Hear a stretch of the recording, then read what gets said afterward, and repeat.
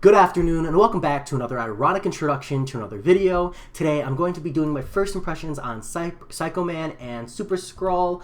As always, there's a link to the forum for both of their champion spotlights in the description below. If you were looking for a simple champion, this is not the place to go. Neither of these champions is simple. Honestly, they're like overly complex, unnecessarily so.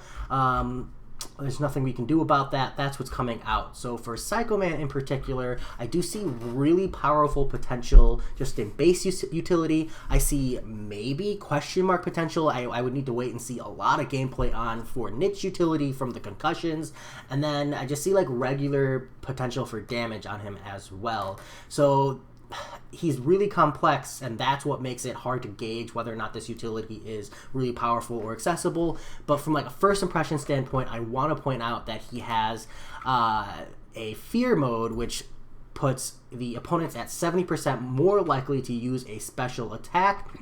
This is not a taunt ability. Even though that is literally what taunt is, it is not taunt. They go to say that this would be specifically useful for all or nothing nodes, even when the opponent is taunt immune, which if you don't run map 7 in Alliance Quest, there is a map 7 Alliance Quest path where the opponents are all or nothing noded with taunt immune. So they've literally built this utility into him. So if he is not a metal tech champion, which he very well might be. Unfortunately, they don't give us the tags. But if he's not metal, that is a really good just base utility there off the bat for that specific path. Because there is also a Magneto on that path, so it would be ideal if he is not metal, because then you're going to be running into some minor issues and some frustrations, but he might still be good regardless. But just for that path alone, he already hits niche utility, so that's nice. That's definitely solid gains.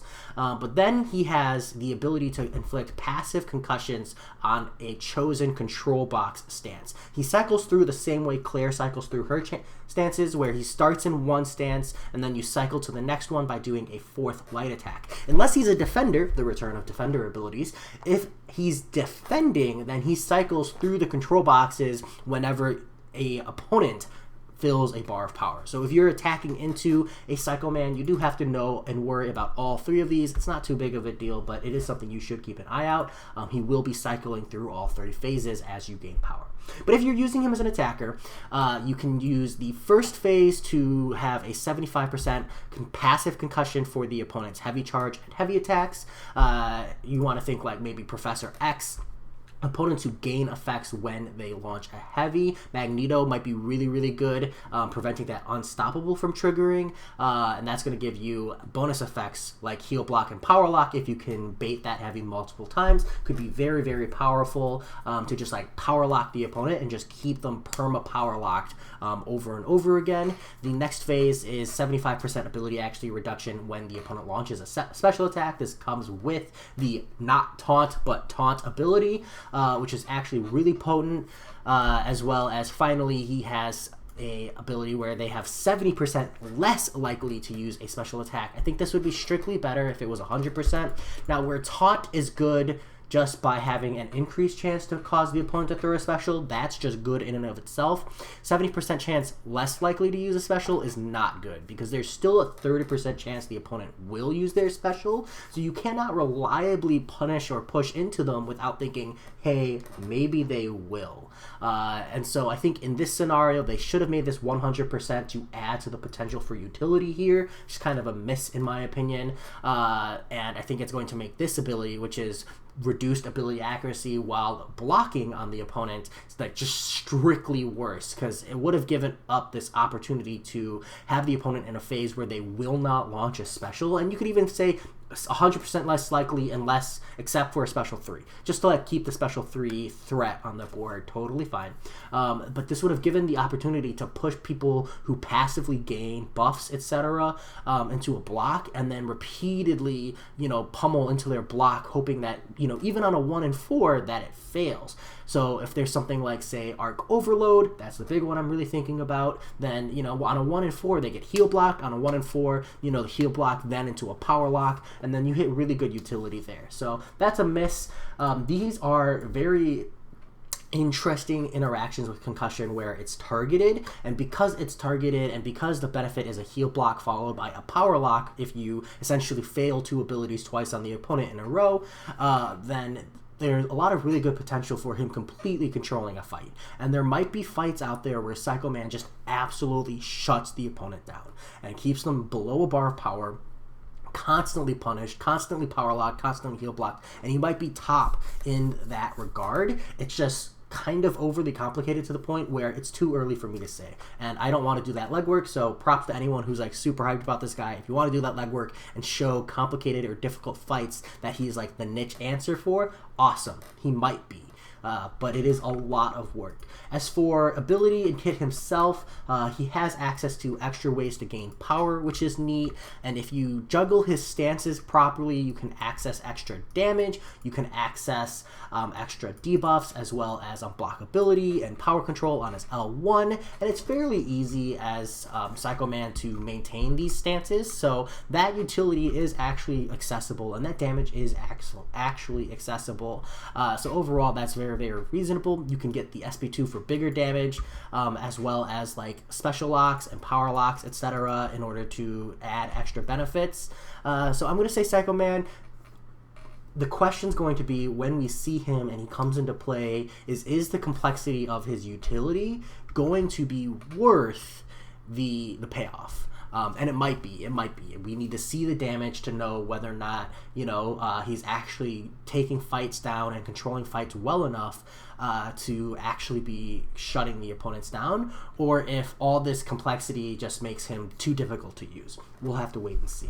Next up is Super-Skrull. So Super-Skrull, same concept, unfortunately, also very complicated, although significantly less though than Psycho Man. So I do see immediately solid base utility for Super-Skrull in the fact that he does have Incinerate and Shock Immune. Now, I'm going to say right off the bat that he's a Cosmic Champion with access to Fury buffs, so to not give him Poison Immune as an answer to Caustic Temper is just another big miss. I don't know if Kabam's just not thinking about it or they're intentionally excluding it, but I don't think it would have been bad in this scenario to give him immunity to Shock, Incinerate, and Poison. Especially since he's a Cosmic Champion, they could have come up with some clever reasoning or some kind of mutation effect in the Super-Skrull to give him Poison immunity that would have at base given him utility for Caustic Temper. It would have given him a base value just for that alone, especially since we do need more answers for that. So I think that was a miss. But still, Shock and Incinerate Immune are still relatively niche in MCOC, so it's nice to have those additions to the game. I do look forward to it, especially since it does look like he has potential for good damage. I'll have to wait and see. So moving forward, we have Hypnotic Gaze. Now, after 25 seconds, which actually works pretty well because that works around the rotation of what I will believe is going to be an SP1, SP2 rotation on him, including some intercepts and some special baiting. This puts you at a Falter debuff, causing all attacks to miss. Once that falls off, it has a 100% chance to be replaced with an Energy Vulnerability debuff, reducing energy resistance by 1400. Now, this is paused until struck, you block an attack, or the opponent misses. Essentially, you can use this Falter debuff to, say, dodge a special or cause a special to completely miss, avoid some kind of damage in that way. Well, the way I believe they've set it up is what they want you to do is ramp him up, because this is a ramp or every fight ramp up champion, cause the opponent to miss, special intercept, have this 5 seconds of 1400 energy resist reduction on the opponent, stacked with his big Incinerate damage, and that's going to just give you a huge damage opening.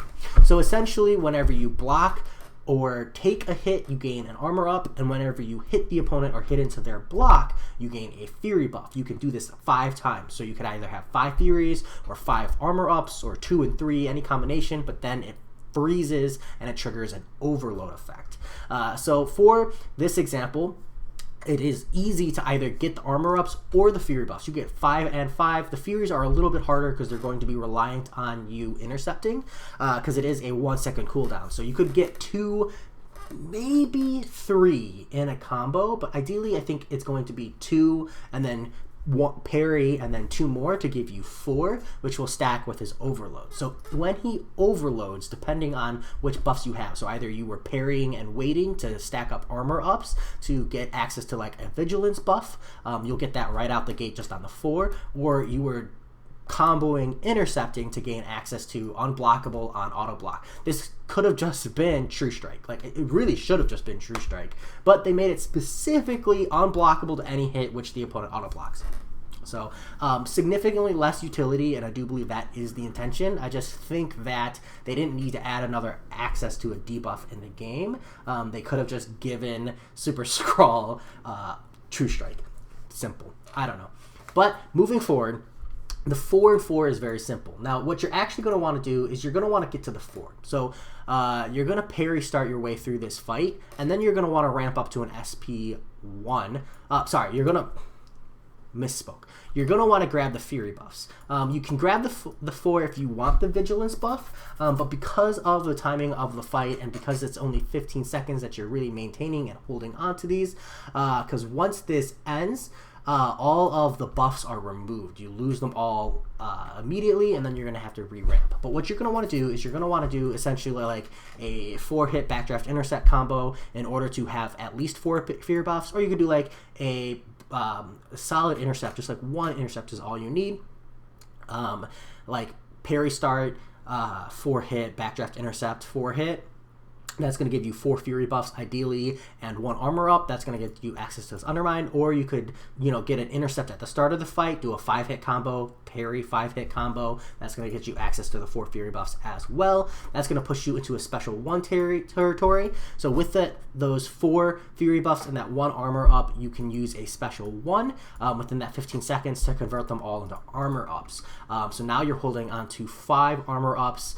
And then you're going to want to, again, rebuild up either Furies or armor ups. It doesn't really matter, but you want to get at least 1 more armor up in some way to get to the 5 armor ups, where you're going to launch for a big SP2.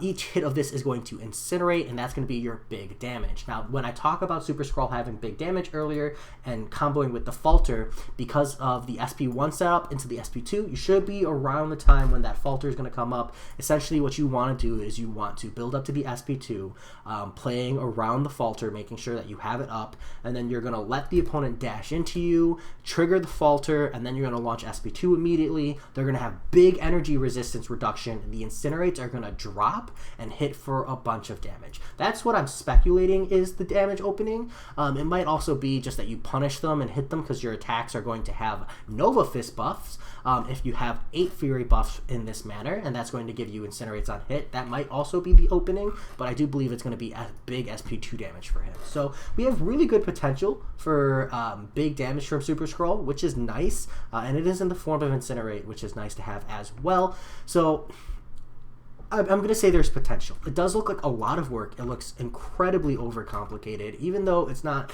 the most complicated, it just looks overly complicated to me. He's going to be non-ghostable because of the Vigilance buff. If you're fighting him as a champion, he will pretty much almost always have that Vigilance buff, so watch out for that. And he's going to have like an invisible projectile he throws at you, which will be annoying, I'm sure, as a defender. You have to make sure you time it right. But overall, I'm just not crazy hyped for him either. I think both Psycho Man and Super-Skrull have potential for niche utility. I think they both have potential for good damage. I just can't help but look at these kits and think they're unnecessarily complicated. That's where I stand. As always, though, let me know what you think. I hope you enjoyed, and I'll talk to y'all later. Peace.